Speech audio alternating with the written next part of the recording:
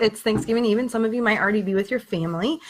And I had posted an Instagram post this morning that for this girl with a tiny and mighty and growing platform got some of the most comments than I've ever had before.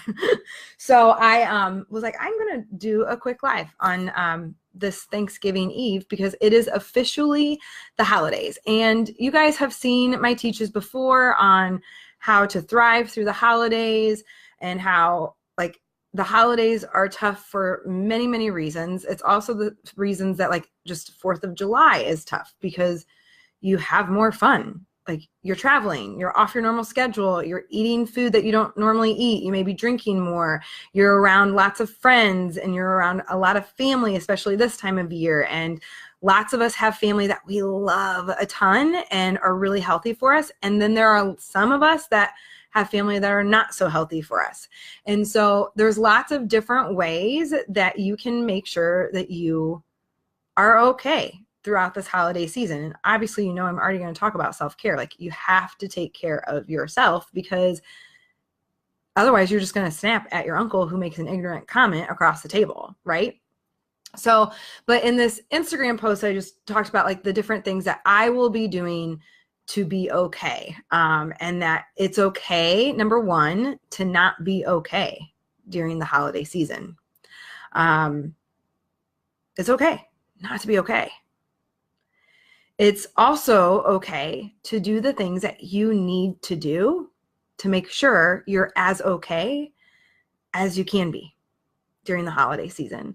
So whether or not that is actually saying no to some of your invitations, or that is having an exit time with your spouse or your partner, like we're leaving at this time and we're going to leave at this time, or it's making sure you don't sit by a certain person, or it's trying to change the subject when certain topics pop up, or it's having like a whole like in your back pocket topics to talk about in case it gets a little awkward or whatever, or tough, especially in the world that we live in. We know that our world is fairly messed up no matter what side you believe in. I don't really care. Like it's a tough world. And what's even tougher about it is most of us are not communicating about it in a healthy way.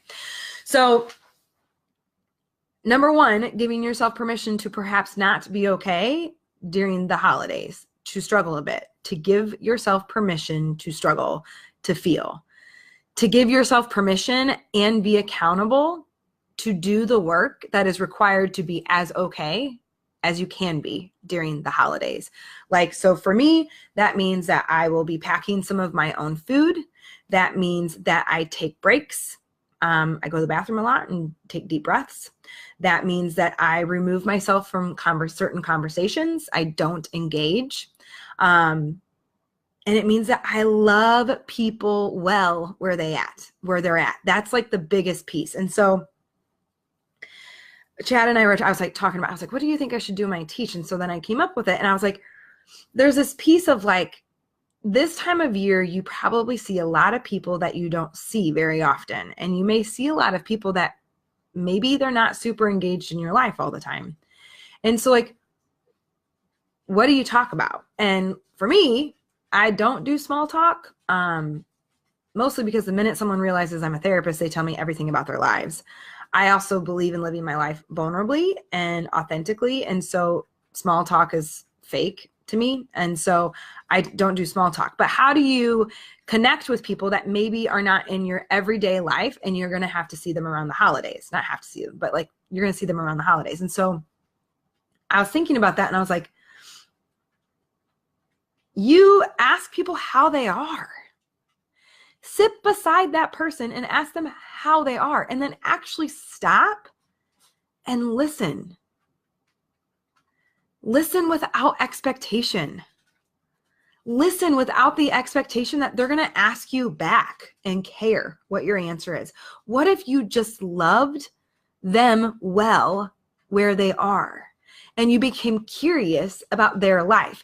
So you ask them how they are. And you ask them things of like, what are you excited about right now? Like, have a list of questions. Like, so here's some questions I thought of. Like, so how are you? Like, and stop and listen. rather than just going through like, how are the kids? What's new with so-and-so? Blah, blah, blah. Has she graduated? All of that. Because remember, some of us don't have kids and we still would like to talk about our lives. Rather than just asking about work, you ask them like, what's like something that like you love right now? Like what gets you excited? What's the coolest thing that you've done lately? Do you have a book you're reading that you love? What show are you watching? Like you can talk about shows, like don't only talk about shows, but like become curious about that person. Love them where they are. And then just kind of like have it. Like those of you who know me, like I'm sure lots of people assume they know what my political affiliations are, but I don't really love politics. And I will not engage in unproductive conversations about it.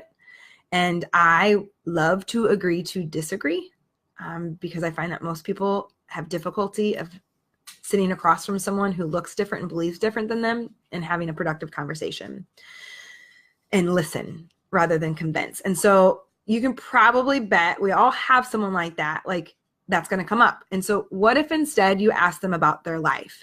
And what if instead when that topic comes up, you set the boundary and you didn't engage, you didn't take the bait. Or if you did, because it's a topic that's important to you, you do it from a place of love and curiosity versus convincing, defensiveness, scarcity, fear, anger, things like that, because that's never going to change anybody's mind. A recap. It's okay to not be okay during the holiday season. I'm hardly ever okay during the holiday season. Let's be honest. I'm getting there. I'm reclaiming them this year. That's what my Instagram post was about. It's okay to not be okay. Number 2, know what you must do to be as okay as possible for you during the holidays. Number 3, skip the freaking small talk and actually ask somebody how they are. Love them where they are. Get curious about their life. And number 4, if all else fails, remind yourself that they are a son and daughter of God. And he loves them too. You'd be surprised how quickly that shifts it around for you. So there are a little tips for your holiday season. I hope that you are already enjoying your friends and family and yummy food and perhaps a glass of wine. Not the bottle, not an entire series on Netflix.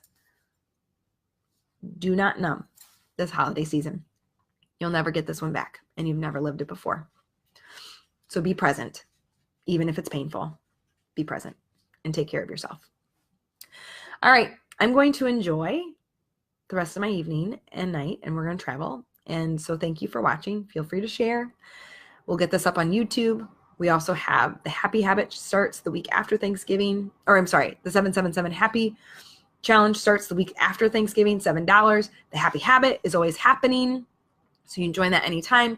And then my online curriculum 4-month program starts January 7th. So if you're ready to take this work further and implement real change in your life and really dive deeper into Brené Brown's work, there's your chance to do it. So thanks for being here, and just happy Thanksgiving. And thank you, especially to this community, for showing up, for not just watching, for commenting, for supporting one another, for sharing resources, for sharing my work. Just thank you for loving me well. So happy Thanksgiving.